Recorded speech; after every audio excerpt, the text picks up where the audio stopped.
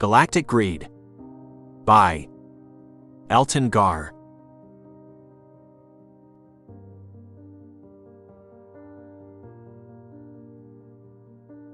The feeling of the corporate ship hitting something told the 6 members of the Silent Echo crew that it was time to act. Until now, all they had really been able to do was determine just how little they could do. Sparks could have taken over most of the systems in the ship, when they had assumed it was a building that seemed like a lot.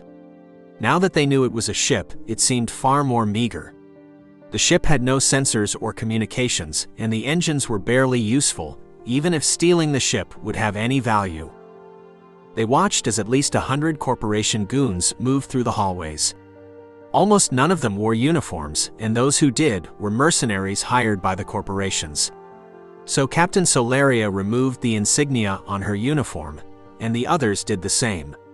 They then slipped into the flow of men, trying their best to fit in as they moved through the airlock and into the alien space station that housed some of the oldest and most potent technology humans had ever encountered. The Silent Echo crew moved through the labyrinthine corridors of the ancient alien space station. Captain Solaria led the group with a calculated blend of confidence and discretion. The presence of the other soldiers a constant reminder of how dangerous this was. As they navigated the dimly lit passages, Solaria whispered orders to her team, ensuring that their movements remained seamless within the crowd. Stick close and stay inconspicuous, she urged, her voice barely audible. The crew adapted to their surroundings, blending in with the motley assortment of mercenaries and corporate lackeys.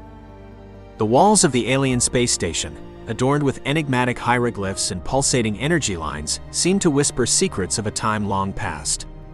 As they progressed deeper into the station, the ambient hum of alien technology became more pronounced even as more human technology could be seen slapped over it like a cheap coat of paint. The crew exchanged glances, unable to do anything but continue forward.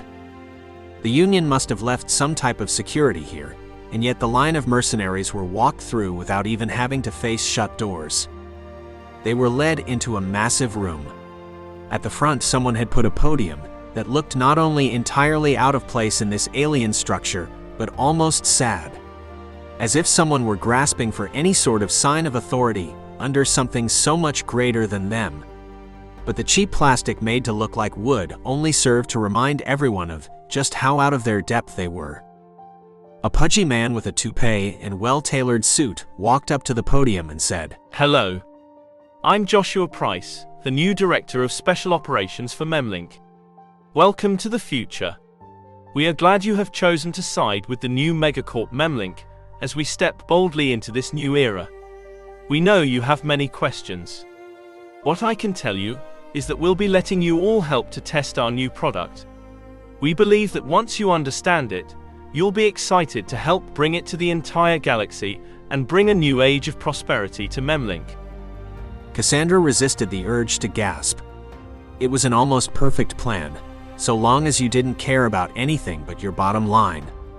Once their soldiers had used the device, they'd do anything to get back to it. And if someone threatened that, they'd fight to the death. As she considered that, she looked around the room. There were hundreds of other guards, but that showed the flaw in the plan. Even mercenaries should be more focused than the group here. And as she was thinking that, one of the guards simply abandoned his post and wandered off. She wasn't sure that would matter. If they started to ship the devices, they would become so popular so quickly that any attempt to remove them would cause riots. As she was considering that, a young woman brought out something that looked almost identical to the device that they had gotten from Lawrence. Except this one had a timer attached to it. Joshua continued, "In return for your basic security responsibilities, each of you will be well paid, as well as being given 1 hour with the device each week. Extra time will be awarded for those who work extra hours or perform special services, and of course you can always buy more access. You will also get a raise of an extra 5 minutes every week." This time Cassandra did gasp, though it was covered by the grumblings of many of the men around her. She understood that. They didn't know what the device was, and he was focusing more on that than their pay. But that was because he knew something they didn't. After the first hour of using the device, they would be willing to do anything for the next hour. He went on for some time, but Cassandra began to move backwards. She had some fear that the first use of the device might not be entirely voluntary, but she knew the second would be. She had no illusions about being able to resist the type of world that the device could give you. As she looked for a way out, he continued on about how they were going to dominate the markets, and she understood. The timer wasn't just to control the soldiers. They weren't going to sell the devices. They were going to sell access to them 1 hour at a time. That might be better for humanity in some ways. At least for a while. People wouldn't just disappear. In fact, they'd probably work harder to try to earn enough for the next hour in the device. But in the long run, it might be worse. People would become desperate. They'd sell everything they owned for another hour. Then they'd turn to other methods, and all of it would flow into Memlink to help them expand their project. Her natural instincts were to compare it to drugs. But it was only scratching the surface, and that was before she considered what the other corporations would do. There was no way to compete with this. They'd either join Memlink or go to war. Both would destroy the Union. By the time she reached the back of the crowd, she knew she was moving too fast. But she wouldn't have stopped if Gibbs hadn't grabbed her shoulder. He pointed towards a hallway that might have been abandoned, or was just empty. Either way, it would give them time to plan, so she followed him along with Sparks. The captain felt bad leaving the lower-ranked officers behind, but she couldn't go back for them, and fewer people would make it easier to hide. Once far enough down the dimly lit hallway that they were partially hidden, they exchanged anxious glances. The gravity of the situation pressed upon them, each contemplating the implications of Memlink's insidious plan. Captain Cassandra Solaria's mind raced, considering the potential consequences for the galaxy at large. Gibbs and Sparks mirrored her concern, their faces etched with a mix of determination and worry. Cassandra leaned against the cold, alien wall, her fingers tracing the intricate patterns etched into the surface. The ancient alien architecture seemed to hum with an energy that hinted at forgotten secrets. She turned to Gibbs and Sparks, her voice low but determined. We need a plan. We can't let them unleash this on the galaxy. Gibbs, ever the pragmatic strategist, nodded. Agreed, Captain. But we're up against Memlink's entire security force. We need to find a weakness, exploit it, and get out without raising suspicion. Sparks, her cybernetic enhancements glowing faintly in the subdued light, interjected. I might be able to access their systems, disable security feeds, and buy us some time. However, we need to move fast. The trio pressed on, navigating the labyrinthine corridors of the ancient station with caution. The distant echoes of Joshua Price's speech still resonated, a constant reminder of the impending threat. As they delved deeper into the station, the alien technology became more prominent, a stark contrast to the corporate machinations at play. They followed the twisted hallways and circled back to find a room crammed full of human computers. The alien space station ran life support and would produce the devices if asked, but outside of that, the humans had very little control. So there was a thin layer of human technology attached to the station.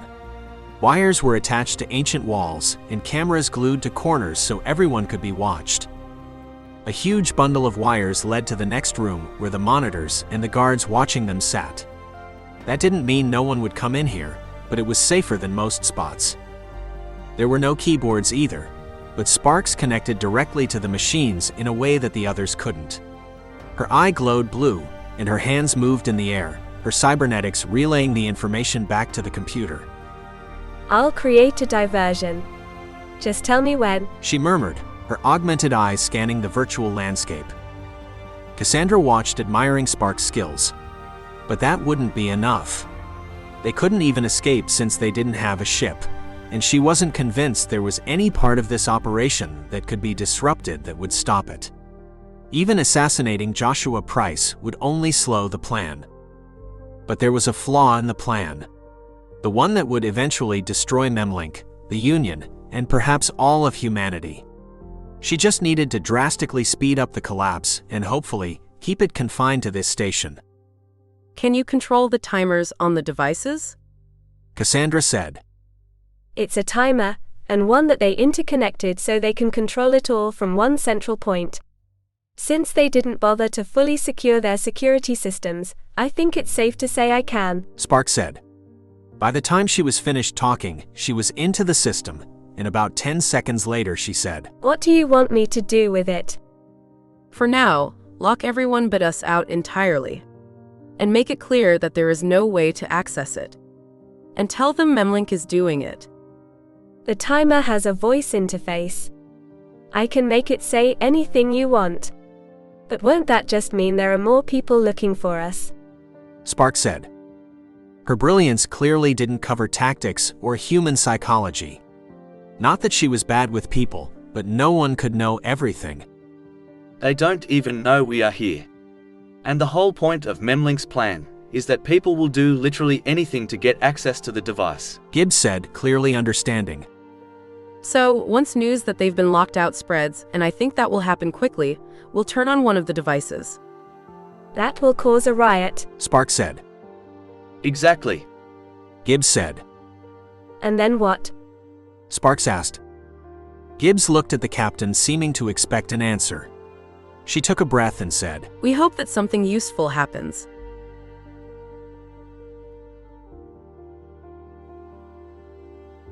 Without any way to access the device, Lauren's mind seemed to clear and he could focus with some effort. He still spent most of his time wishing that he could use the device or noticing all of the small irritants in the world, but mostly he felt the guilt. He could barely remember what he had been told that convinced him to betray the silent echo. Everything had been a blur except the promise they would give him the device. Had he known the device was only a few rooms over on the silent echo, he would have just gone to the captain.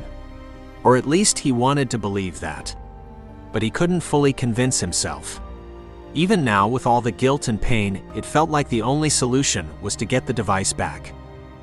His backup plan was to turn himself over to Captain Solaria, admit what he had done, and hopefully be executed for his crimes. It wasn't as good as the device, but at least the suffering would end. Tracking down the silent echo hadn't been easy. But he had been the first officer on the ship for years and knew everything about the echo. That included how to find it, even when it was in stealth mode. It was orbiting a barely habitable moon of a gas giant. It was in full stealth mode, but with the right codes he was able to send a message. There was a standard response ping, and then a few seconds later, one of the maintenance engineers appeared on the screen. She was about 19, sitting in the captain's chair, and looked like she was about to panic. I'm here to turn myself into the captain, Lawrence said, assuming that she must have left her on the bridge while she was doing something else. The captain isn't on board. Then get me any member of the command staff, Lawrence said. He resisted the urge to tell the young woman that she shouldn't be telling anyone that the captain wasn't on board. It's just a few engineers. The captain went down to the moon with a security crew and hasn't come back.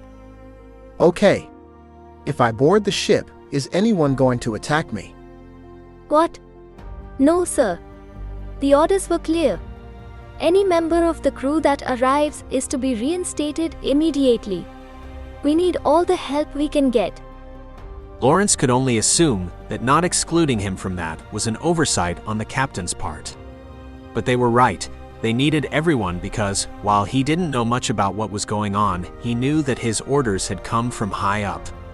Perhaps all the way up. Walking through the ship that he had never expected to be on again was strange. To call this a skeleton crew was an overstatement. It was a few low-level engineers who had been left to do repairs. They were still members of a Union ship, and none of them had betrayed the ship, so he refused to look down on them. Instead, he walked onto the bridge, and as the engineer scrambled out of the chair, he said, When do you expect the captain back? They were supposed to be back hours ago, but the building they were in used a jump drive. Have you tracked where the jump went? Lawrence asked. Tracking jumps of enemy ships was standard procedure, but with so few people and none of them so far as he had seen on security, it would be easy to overlook. We did. But they went to one of the restricted systems. I'm pretty sure they went to the only restricted system. The others are simply designated that, to make it harder to know where it is. Or at the very least far less important. The engineer, who had moved into one of the pilot's chairs, said. What's your order, Captain? That made Lawrence a bit uncomfortable. He had no right to take command, but he did have one major advantage that Cassandra didn't. He wasn't fleeing arrest and didn't need to stay hidden, so he said. Send a message to every member of the Silent Echo crew, including people who have been transferred. Let them know that the captain is onto something big and needs their help. Include the coordinates of where that ship went. The engineer began to type and then said. And what are we going to do? We're going to prepare the Silent Echo for a fight, Lawrence said.